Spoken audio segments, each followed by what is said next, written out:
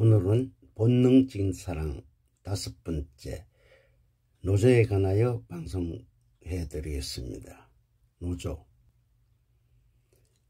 밤늦도록 잔업을 마친 혜리는 집으로 가던 길에 참새가 방앗간을 못 지나가듯이 중앙시장 있는 단골 올가 식당으로 갔다. 식당은 공장 노동자들이 잔업 마치고 기가 길에 들려 소주판을 벌리는 유일한 낭만의 싹이 트는 식당이었다. 흔히 근로자들은 노동으로 인한 육체적 피로와 스트레스를 풀고 목구멍 속의 먼지를 소주와 돼지고기로 씻어낸다는 데는 안성맞춤이라는 생각을 했었다. 방앗간 참새가 내려앉은 듯이 혜리는 직장 동료들과 고기 굽는 연기로 온통 굴뚝속 같은 곳에 모여 앉아 술과 고기를 정신없이 먹고 마시며 떠들었다. 술 기운이 머리 꼭지까지 올라오자 평소 느끼고 생각했던 것을 혜리는 한밤중에 홍두깨 내밀듯 직장에 꼭 필요한 노조를 만들자는 말을 불쑥 던졌다. 회사는 전자부품을 생산하는 공장 특성상 여성 노동자가 많은 근무 환경 관계로 직장 노조 결성 주장에 모두들 듣기만 할 뿐 누구 하나 선뜻 나서는 사람 하나 없이 애매모호한 태도를 취하고 있었다. 회사의 간부나 근로자 대부분은 고향에서 국회의원을 하는 정치인이 선심 정치 목적에서 같은 고향 사람을 많이 고용하는 관계로 누구 하나 먼저 앞장서지 않았다.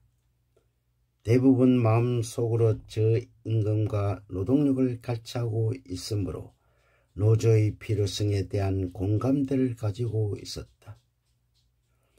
말단 유공의 일된 제안에 모두 뜸을 들이다가 노조 결성의 당위성에 대한 생각이 미치자 결심한 듯 자신들의 근익보호를 위해서라도 노조 결성이 절실하다고들 말을 하였다. 내일 잔업이 끝나면 모두 회사 식당에 모여 구체적인 대안을 논의하기로 결정하고 기분이 좋게 술 마시고 헤어졌다. 헤어지면서 노조가 결성될 때까지 절대로 비밀로 하기로 서로 다짐하고 모두들 술이 취하여 헤어졌다. 순간적인 제안에 모두들 감동을 시킨 폭발력에 가슴속 깊이 감동을 받으며 혜리는 시장 안에 좁은 고싹길을 구석구석 돌아서 나왔다. 밤하늘에 박힌 수많은 별들조차 절대로 비밀을 알 수 없다는 생각을 하며 산비탈 길을 오르면서 하늘과 땅 사이에 홀로 외롭게 물구나무 선 자신의 모습을 보았다. 목을 길게 뽑은 혜리는 밤하늘 높이 떠있는 수많은 별들의 꿈을 항해 입맞춤을 하였다. 다음날 우중침침한 구내 식당 구석엔 잔업을 마친 여공들이 머리를 맞대고 심각한 표정으로 쑥덕쑥덕 거리고 있었다. 그녀들 옆자리에 앉자마자 김상무의 비서 지수이가 혜리를 보고 김상무가 보자고 자신의 방으로 부른다고 했다. 불길한 생각과 뛰는 가슴을 진정하며 혜리는 김상무의 방으로 들어갔다. 마주친 김상무를 보자 혜리는 술집에서 있었던 일로 인해 자괴지심에 겸연쩍어 근근히 서 있었다. 엉뚱한 생각을 하고 서 있던 혜린을 항해에 뗐던 김상무는 유례없는 직장 노조는 만들 수 없다고 소리치면서 노조위원장은 절대로 너는 안 된다고 했다. 얼렁뚱땅 넘어갈 수 없다는 판단이 선 해리는 모든 것을 상무의 끈앞풀이 일려바쳐 다 알고 있을 바엔 단호하게 노조를 결성을 하겠다는 필요성과 당위성에 대하여 강한 의지로 말했다. 우직하고 졸렬한 김상무는 단호하게 노조 결성을 절대로 할 수 없는 것이 회사의 방침이라고 설명을 하고 회사에 근무하는 것도 감지덕지라고 했다. 희번덕거린 눈과 불그락불그락거리는 얼굴을 향해 손님 접대 자리에 여직원 동석시켜 개차반 같은 행동으로 성적 유예하는 것도 회사의 방침이냐고 소리치고 싶은 것을 해리는 겨우 참았다. 계집질만 하는 김상무의 말을 개방기같이 여기면서 방을 나오며 해리는 더 이상 노조 설립은 물 건너간 것 같은 생각이 들어 자신이 출마하는 노조위원장 선거에는 하나마나 뻔한 것 같았다. 노조위원장 선거 장소에서 직원들이 비아냥거리는 눈초리를 보며 노조 설립에 대한 당위성을 설명했지만 바위에 계란 치듯 회사에서 내부적으로 추천을 받은 사람이 노조위원장으로 선출됐다. 사직서를 지수기를 통해 제출한 해리는 개연한 마음으로 억누르며 매일 출근했던 정든 회사의 뒷문을 통해 초라한 모습으로 힘없이 걸어 나오면서 모든 것이 격세지감으로 느꼈다. 신랄 같은 서늘한 갈바람이 흩어지는 밤에 어디론가 날아가고 싶은 마음은 거리의 길모퉁이도 감도는 조그만 입김에도 비틀거리는 이름 없는 잡초풀 같았다. 자신도 모르는 사이 해린의 발길은 시장 골목 민속주점 노건으로 가고 있었다. 벽과 창문이 전통적인 통나무로 되어 있는 노건은 한 상의 여인들이 술 한잔 하기에 아주 적격이었다.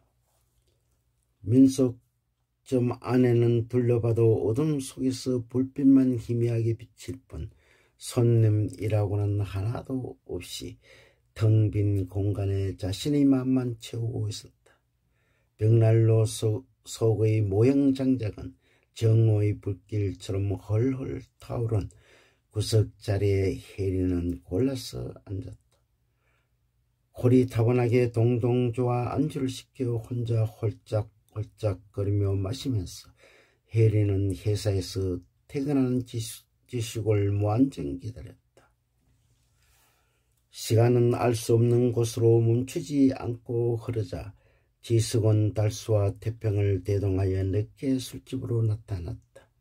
몸과 마음이 이미 흐느적거리며 허물어 내린 혜련이 옆에 지숙이가 앉고 남자들은 서로 마주보며 앉았다. 사직한 혜린을 서로 위로한다며 군말이 많으면서도 짝 맞추기 한 사람들에게는 제어장치가 없이 막무가내 대로 술잔을 서로 주거니 받거니 하며 담뿍 마스되었다. 시간이 얼마 되지 않아 혜리는 회사의 골치 덩어리가 사라졌으니 얼마나 좋겠냐는 듯이 구시렁거리며 빗대어 빈정거려 말하며 손과 몸통을 흔들어 줬다. 고즈넉한 밤 시간의 흐름과 술의 농도는 비례하는지 마음과 생각은 무는 종이의 자로 긋듯이 하지만 몸과 마음은 물에 물감 불듯이 허물어져 내렸다. 주점 안의 사람들은 썰물 빠지듯이 하나둘 사라지기 시작하자 지숙은 복부에 차오른 술집 끄기를 배설할 욕망으로 비틀거리며 일어나 밖으로 나왔다. 어둡고 좁은 골목길 어귀의 하수구에 W형으로 쪼그려 걸터앉은 지숙은 아랫배 속에 차오른 술찌꺼기를 손가락을 입에 넣고 꺽꺽거리며 토해냈다. 창자 속까지 토하고 난 지숙은 일어서서 조그마한 손으로 조가비 같은 작은 속옷을 허벅지까지 말아내려 귀여운 성기를 잡고 남자처럼 오줌을 히히 갈겼다.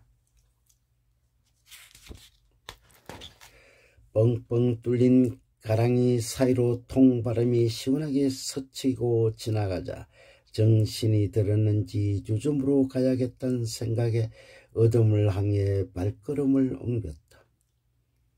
컴컴한 고사길을 돌아 나오는 지숙은 술기운이 머리 꼭지같이 차올랐다.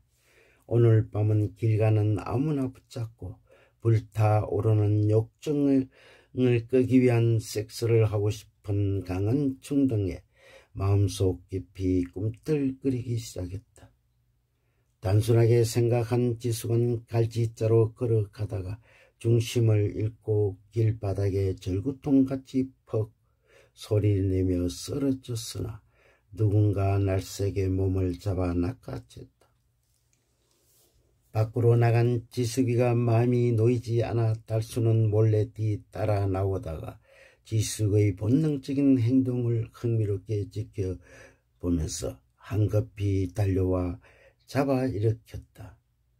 자지러지게 놀란 지숙은 자신을 잡고 있는 사람이 달수란 것을 알자 술김에 길 가는 사람을 아무나 붙잡고 욕정을 풀려던 생각이 일시에 사라졌다. 어둠 속에 달수의 놀란 표정을 보며 지숙은 오늘 밤 제일 처음 길거리에서 만난 남자와 장소를 가리지 않고 섹스를 하려던 것이 딱 대신 끙이란 생각을 했다. 어디론가 달수가 자신을 낚아채어가서 겁탈하여 통째로 먹어치우기라도 간절히 바라고 애절한 표정을 짓는 지숙은 매달리듯 비틀거리며 연신 꺽꺽거렸다. 자연스럽게 한 덩어리가 된 두 남녀는 좁고 어두운 시장 골목에서 희미하게 비치는 연숙 간판이 보이는 곳으로 갔다.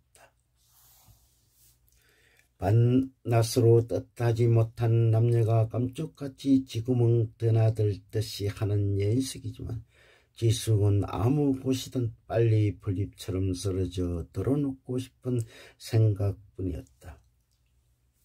생선 비린냄새가 풍기는 침대 위로 지숙을 보따리처럼 내팽개치기가 바쁘게 달수는 자신이 몽당비처럼 볼품없이 오그름망태처럼 쪼그라진 대물을 급히 세우기 바빴다. 술 취한 밤은 강물 흘르듯이 하고 밖에 나간 사람들은 돌아오지 않는 주점 안의 손님들은 하나둘 사라져 갔다. 술잔 앞에 두고 꾸벅꾸벅 졸다가 머리를 방바닥에 쳐박고 꼬부라져 꼴불견이 된 혜리는 꿈쩍거리지도 않았다.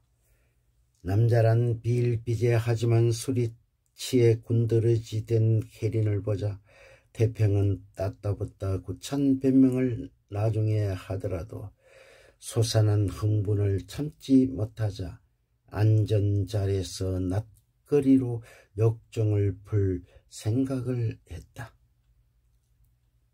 빠른 동작으로 혜린의 귀엽고 커다란 엉덩이를 고스란히 그대로 들어올려 무릎 위에 앉히고 태평은 발정난 개처럼 흥분과 스릴로 성적 쾌감을 느꼈다.